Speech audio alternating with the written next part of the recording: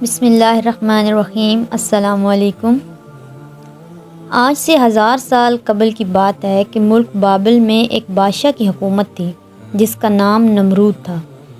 نمرود نہایت ہی سرکش اور ظالم شخص تھا۔ اس نے خدا ہونے کا جھوٹا دعویٰ کر رکھا تھا اور جو اسے خدا نہ مانتا اس پر بہت ظلم و ستم کرتا تھا۔ نمرود خود بت پرست تھا اور اپنی سلطنت میں بہت بت پرستی کی اشاعت کیا کرتا تھا۔ نمرود کا محل مختلف قیمتی پتھروں کے بنائے ہوئے بتوں سے بھری ہوئی تھی۔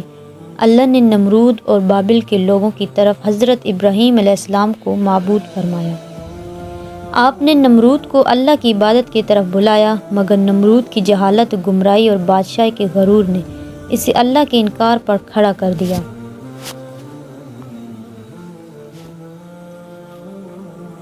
جب حضرت ابراہیم علیہ السلام نے کہا، میرا اللہ تو وہ ہے جو زندہ کرتا ہے اور مارتا ہے، تو نمرود نے جواب دیا، میں بھی زندہ کرتا ہوں اور مارتا ہوں۔ ابراہیم علیہ السلام نے کہا، میرا رب مشرق سے سورج کو نکالتا ہے، اگر تو خدا ہے تو مغرب سے سورج نکال کر دکھا۔ یہ سن کر نمرود لاجواب ہو گیا۔ نمرود نے غصے میں یہ حکم دیا کہ ابراہیم کو بطور سزا آگ میں ڈال دیا جائے۔ لہٰذا بابل کے لوگوں نے ایک خاص مقام پر لکڑیاں جمع کرنا شروع کر دی۔ جب لکڑیاں جمع ہو گئیں تو نمرود کے حکم سے اس کے کارکنوں نے ان لکڑیوں میں آگ لگا دی، جس کی حرارت اتنی زیادہ تھی کہ کوئی اس کے قریب بھی نہ جا پاتا تھا۔ جب حضرت ابراہیم علیہ السلام کو اس جلتی ہوئی آگ میں پھینکا گیا تو اللہ کے حکم سے وہ آگ ٹھنڈی ہو گئی۔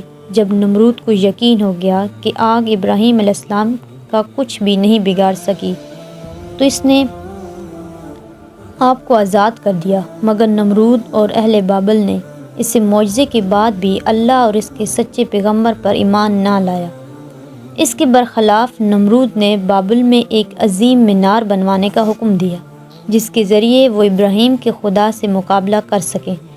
اس نے نمرودوں کو یہ حکم دیا کہ اس مینار کو اتنی بلندی تک تعمیر کیا جائے کہ بادلوں تک پہنچ جائے تاکہ وہ آسمان کے خدا سے جنگ کر سکے، اس کی سلطنت کو بھی فتح کر لے۔ جب یہ مینار تعمیر ہوا اور بادلوں کو چھونے لگی تو نمرود اس پر چڑھ کر خدائی کا دعویٰ کرتا تھا اور آسمان کی طرف دیکھ کر خدا کو للکارتا اور لوگوں سے کہتا کہ آسمان کا خدا کچھ جواب نہیں دے رہا کیونکہ وہ میرا مقابلہ نہیں کر سکتا۔ لہٰذا یہ دیکھ کر نمرود کو پہنچنے والوں کی تعداد میں اور تیزی سے اضافہ ہو رہا تھا اور جوک در جوک لوگ اس کے آگے سجدہ زیر ہوا کرتے تھے۔ لیکن نمرود اس بات سے بے خبر تھا کہ بہت جلد وہ اللہ کے غضب کا شکار ہونے والا ہے اور ایک سخت عذاب اس پر مسلط ہونے والا۔ اللہ نے ایک آسمانی فرشتے کو نمرود کے دربار میں بھیجا۔ اس نے نمرود کو ایمان قبول کرنے اور لا شریک معبود پر ایمان لانے کی دعوت دی، مگر غرور و تکبر سے چور نمرود نے انکار کر دیا۔ فرشتے نے نصیحت کرتے ہوئے کہا، خدا کی قدرت اور طاقت تم اور تمہاری فوج سے کہیں زیادہ ہے۔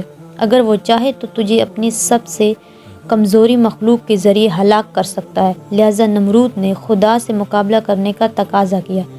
فرشتے نے نمرود کو 3 دن کی مہلت دی جس میں اس نے اپنی تمام لشکر کو جمع کر لیا اور پوری طاقت و قوت کے ساتھ جنگ کے لیے تیار ہو گیا۔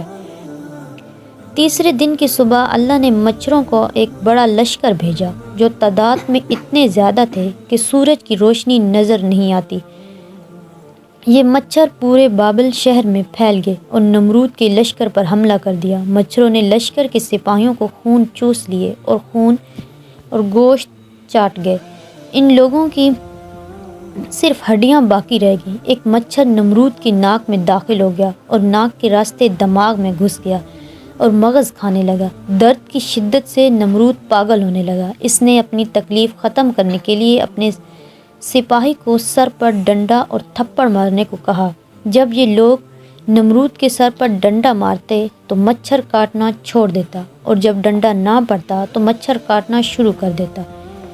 حالت اتنی غیر ہو گئی کہ اب جو شخص بھی نمرود کے دربار میں آتا وہ اسے اپنے سر پر جوتے مارنے کو کہتا۔ یوں اسے 400 سال تک جوتے اور ڈنڈے پڑتے رہے۔ اور خدائی کا دعویٰ کرنے والا اتنی بڑی سلطنت کا بادشاہ ذلت کی موت مر گیا۔